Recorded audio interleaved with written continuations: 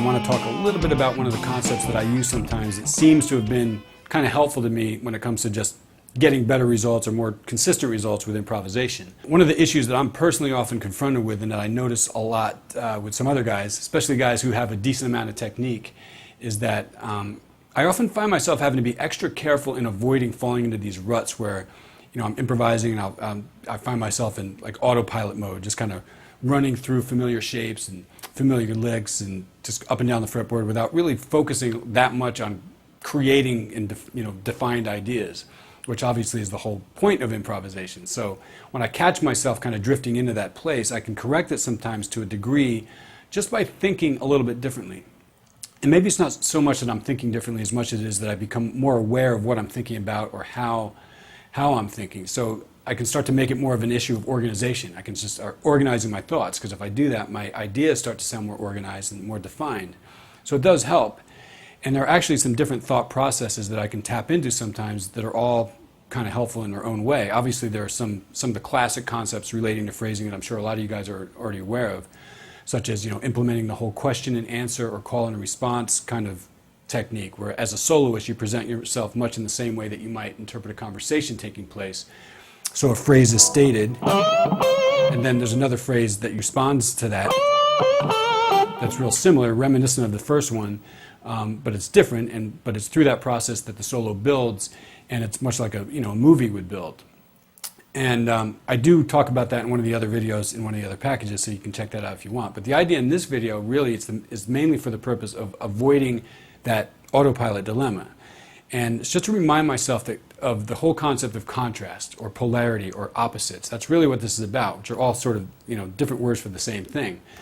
Because just by being aware of that as a general concept, I become instantly reminded of how many areas within music that stuff can exist and how much of it I can tap into really at any given time for creative purposes. For instance, when we talk about contrast regarding speed, obviously there's fast playing versus slow playing, contrast between loud and soft, contrast of notes that are tonally inside versus notes that are outside.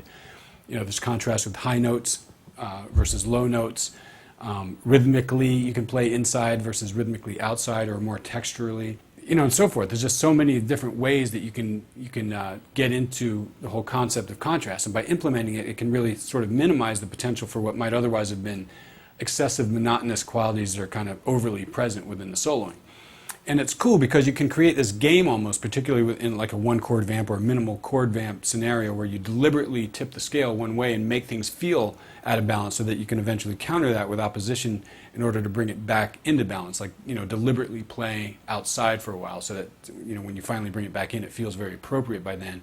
Or hold back from playing real fast for a while so that when you finally do it, it's real dynamic and real powerful. So, and it's helpful, at least for me, it's really helpful in just encouraging the development of more definitive ideas and an overall sense of direction in the improvisation. So to practice this, obviously you're going to want to create an improv setting, either with the backing tracks, or if you have a band that likes to come over and jam out a lot, or if you play out a lot, either one. But the point is, you can't really work on improvising without actually improvising. So probably the easiest route to go for now, at least, is to get a hold of some backing tracks or create some backing tracks, and then just try to go down the list of various polarity-based music concepts and practice trying to apply that.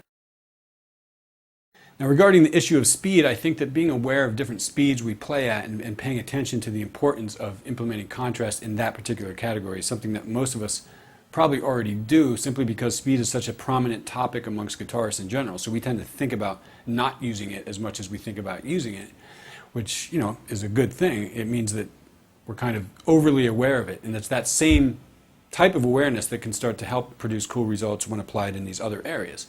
Let's take one of the other categories and see if we can start to apply some of these contrast concepts to it. And I'm going to start by focusing on rhythmic playing versus non-rhythmic playing. I'm just going to, basically, I'll try to produce some contrast there. And the non-rhythmic stuff will tend to be very textural, not so much in terms of sound, but more in terms of the way the notes will be placed on top of the music. So you'll probably hear some bigger interval things and maybe some like harmonics, stuff like that. But there won't be much rhythmic clarity to it.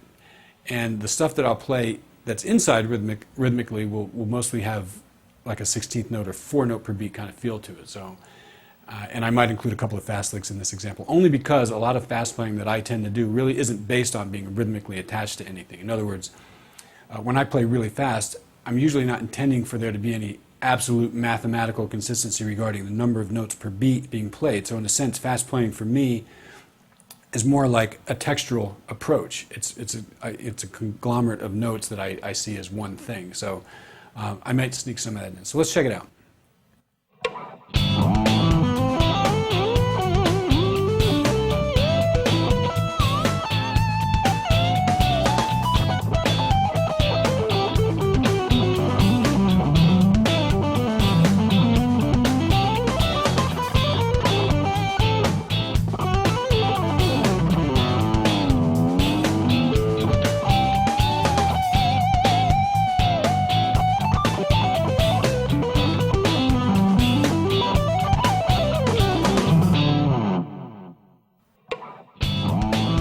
All right, so you can hear that I'm starting off very free form, just kind of playing some fifths, nothing very rhythmically connected yet.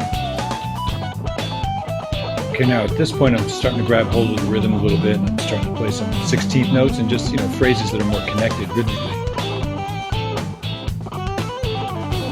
So now I'm back to more non-rhythmic type of stuff. I've got the whammy bar, I'm playing some harmonics, sort of just vibing out. Back to 16th notes. And I ended with like a non-rhythmic fast lick.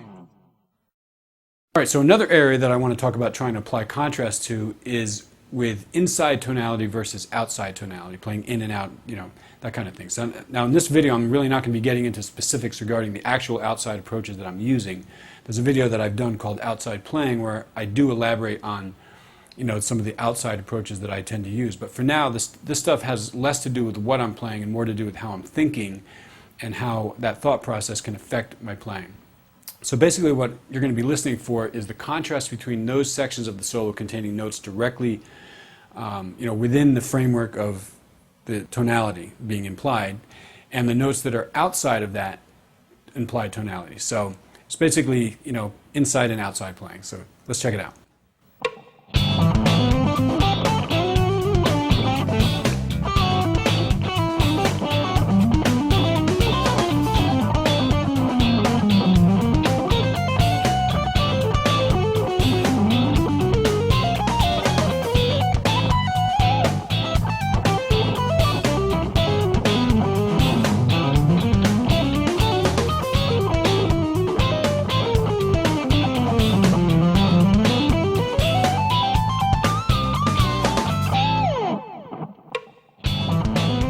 All right, so I'm starting off very much inside, just kind of highlighting the sixth a little bit, exaggerating that Dorian sound. Now I'm obviously taking it outside a little bit, create some tension. Now I'm back in. Took it out again. Right back in. So you heard me take it out midway through that motif, and still just kind of staying out a little bit. And now I'm starting to bring it back in for the ending. So once again, by having something to focus on and by forcing myself to implement a basic concept, which in this case is the whole polarity and balance thing, it helps me to just minimize some of the meandering qualities that might otherwise start to creep in. So I'm going to play over the same section again, and this time I'm going to try to stay focused on implementing contrast in a number of different areas, and hopefully it'll help to keep me on track. So let's check it out.